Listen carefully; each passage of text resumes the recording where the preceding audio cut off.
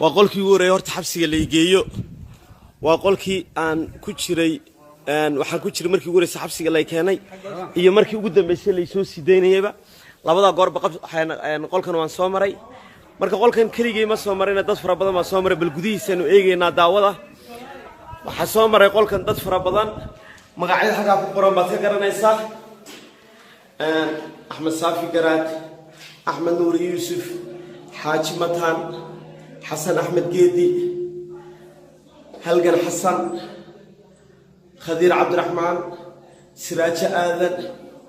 قوليد عسوي تاريخ هلقا كبرنا وتاريخ ذي وحاوي إثيوبيا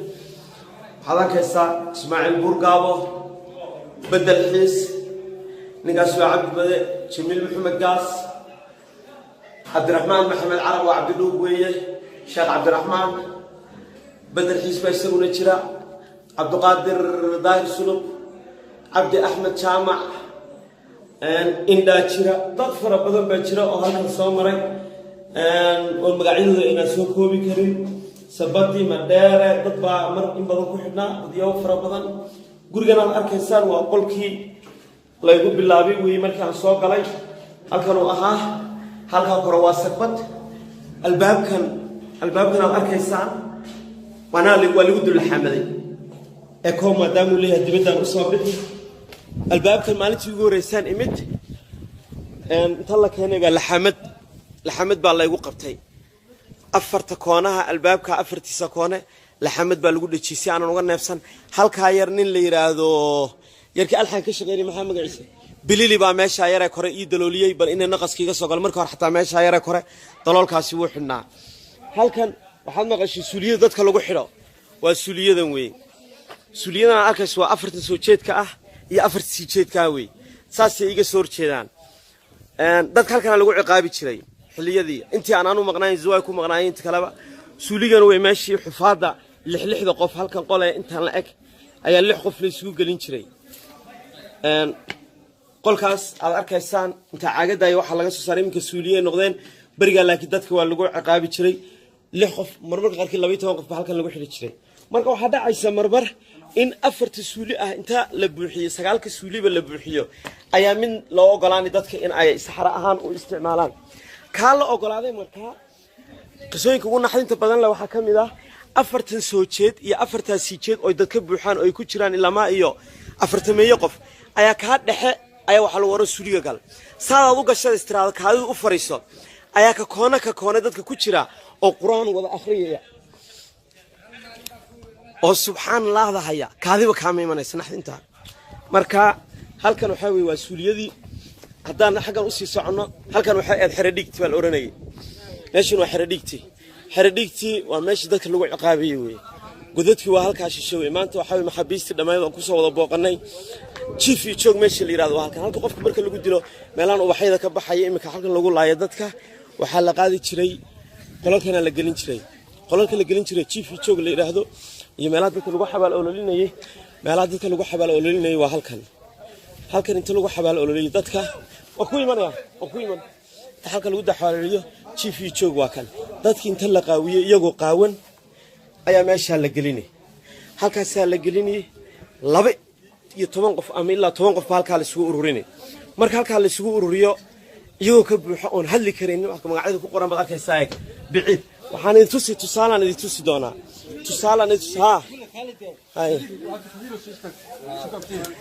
khadiir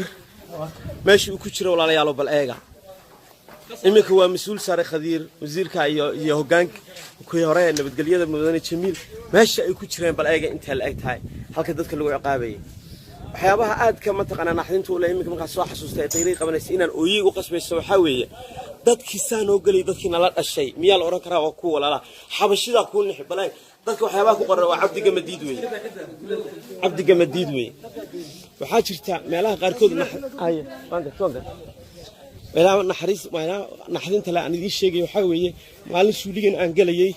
waxaan ku arkay qoraal meesha ku qoran qoraalkan wuxuu leeyahay intaasoo maalmood baan ku jiraaye wuxuu leeyahay badhageyso wuxuu leeyahay dhagax ku qoray waxa weyn nimcaan carab qabri daar imtixaanka والله صبرها sadkanagu waa dooran sagaal bari qorax ha habeenkiina waa lay qoyaa kulba yersug kolba baaldi biyo ah ay Allah igu shubaa laakiin alxamdulillah magacaas waa fanax waa cabdikariin cawiil wey magacaas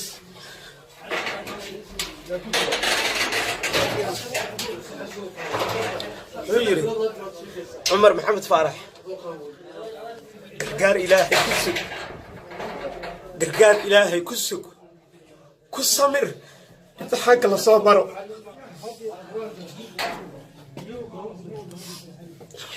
والله ما هذي كرو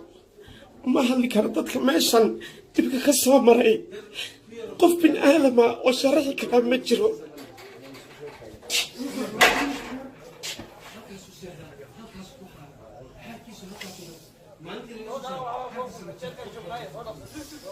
حاوي حصوص قارة إيتاي ماشي ولا لا يالو حاوي دبك ددك سوماي المقعة إيك محاكو قرانكا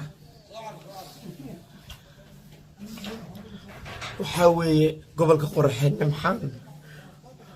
وانا لقوي وانا لا حكومة وانا ليرا 4 سنة لكن إلهي باجرا إلهي ما أورانين وحنا الشيء نمعان عبد الرحمن وحن سوليون كجرا 7 maalmood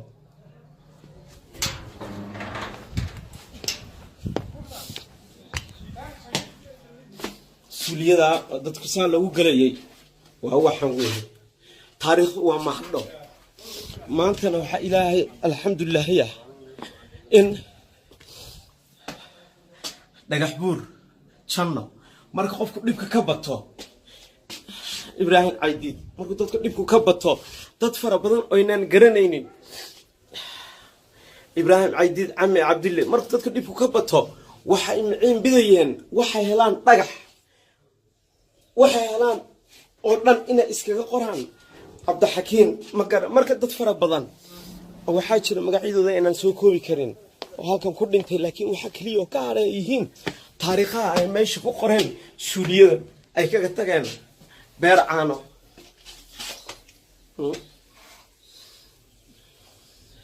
axad waa dadkii shinile way dadka halkan ahaa dadkii shinile laga soo xiray weey 3 4 maalin walba uu tirsanay isagoo meesha ku jira ayuu maalin walba saa u qorayay halgan baa ku jira halkan inka Ismaaciil Burgaabi ii sheegay labadii wadaad qolka ay ku kulmeen way labadii wadaad Sheekh Ibrahim nin la yiraahdo aad u weyn oo ruxan weyn ah iyo mid yar oo wadaad oo la yiraahdo ninka la yiraahdo Cabdifataax Simawi ina Sheekh Simawi oo yar reer Nogbeeda waagi la yiri madaxweynaha fasheen culimada meesha ku jirto dhan waxa uu suuliyadan lagu guray waxa kale oo dhacday xilligaasi kitaabada xataa xusnul muslim in la akhristo meesha laga diiday masaajidka hadda aan tagno gulida waxaan ku tusaynaa kitaabadii oo dhan oo kitaabka quraanka xataa isku diiday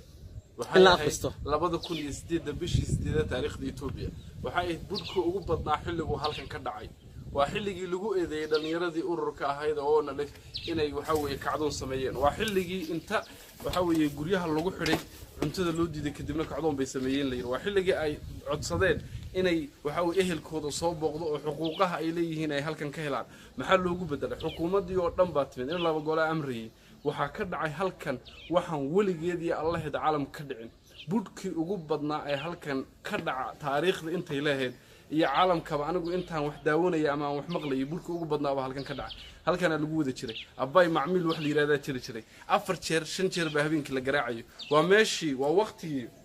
7 jeer la jabiyay Maxamed Anni waa waqtigii macallin Suuriye la jabiyay waa waqtigii Cabdulle Xayraan uu jajabay qalin leh حسن مرمار حلقة رجع وبدنا دبته الجارسي وحلقة هذا هلجن كذا ديجا وكاتشو وواجي قادوي حلقة محل له هستو حل يري تستور كو آخرية جريها تستور كوا لأن يردوا آخر شيء مركي آخر شيء كده دعضنا وحكى بالله بتويله يا وحير أنت دبك لقى بدي قريب عن هيا بك عيمة قريب ولا ضوني ولا سوي كده بوحل روحي شوف هذا هاي قريها شيء ودن هلا صار هلا جراعه matraga la isugu geeyay waa la garaacay kadib baa qol saddex qol lagu xareeyay saddexda qol waxaa lagu xareeyay 1,000 raga kadibna waxa weeye cuntadii baa loo diiday saddex maalmood markay cunto la'aan ahayeen ayaguna ilbaabada xidhan waxay dhaheen dagaal baan u diyaarnahay waan dhimanno xukuumadda markii dambe waxay tiri waa in la hadlaynaa ilka casan ninkii meeshan haystay reedhoweenka ahaa marka kula hadlimayna ay dhaheen laba gol yimid waa la kaartay guriyihii baa laga furay abay macmiil baa u bilaabatay 4 bilood bay dadku cunto cunin xilligaas dadka ilaa imika dulmiga ku sii jira xabsiga ku sii xiran waxa kamid ah wiilkan waxa la yiraahdaa Cabdiyare labaala la yiraahdaa wiilkan waxa wiilashii iyagoo ciidanka ah markii ay diideen amarkii dadka lagu leynayay yiraahdeen amarka ma qaadanayno dadka iyaga lagu xasuuqayo dadka iyaga lagu dhibaateynayo ciidanka u soo jeediya cabashada Addis Ababa u baxsada laga soo qabtay ilaa iyo imika wax uu ku xiran yahay oo sharci ma jirto dibka soo maray dadka soo maray dibka ugu badan dadku soo maray uu kamid yahay ilaa maatadan waa maxbuus meeshuu ku sii jiraa madaxweynaha waxa uu weydiisanayna waxa weeye dadka sidan oo kale in dib loogu noqdo dadka sidan oo kale Cabdiyare maxaa tabanaysaa waxaan tabanayaa ilaa hadda anu Addis Ababa laga soo qabtay sababta laga soo qabtay dadkayga waxa mid dilayoon baa dadkayga ma dhibaataynayo dadkayga wada aragtaa si loo galay dadkii meelaha loogu dhibaato badnaa kamid ah ilaa hadda waxaan xukuumadda cusub ka codsanaynaa inay nidaam fiican oo sax ah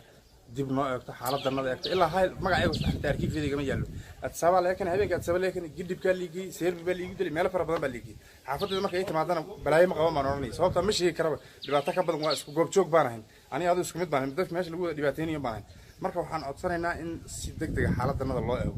meeshan waad aragtaan waa meelihii deegaanka ugu waxyaalo badnay waxyaalihii lama guuraanka waxa ka ilaa halkan meeshan hadda aan hor taaganahay nin baa intuu soo galay iyo si halka ku qaadi albaabka intuu gaari ma halkan tadii nafta ka baxay midna wuu si dhex fidhiyo meesha waa meel noocaas heer waxay gaadhay ruuxa bini'aadamku jaran noqdo oo ninna lagu istaaganayna xagga shan ku kaajiilaan marka meesha waa meesha noocaas meesha in dadka dib loo eego xaaladeeda la dhowro meesha hadda xagga inaga halkan gulada waxa ka dambeysay meel halkan oo boosaneeraha ruuxa madaxa loo galiyo